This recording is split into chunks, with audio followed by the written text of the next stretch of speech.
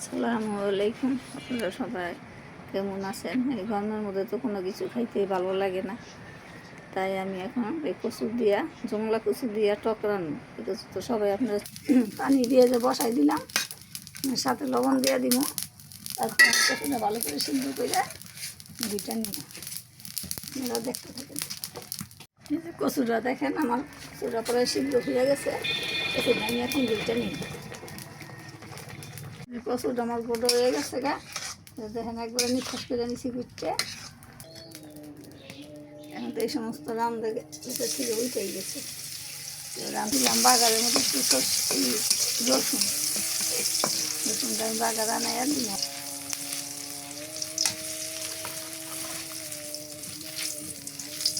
রসুনটা আমার বাগার হয়ে গেছে, এখন একটু সর্ষা দিয়ে দিলাম কিছু।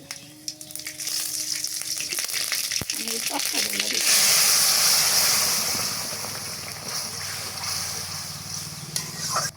তুলে গুইলে আমি তৈরি বানায় রাখছি, এই যে দেখুন আমি যেটা জানছি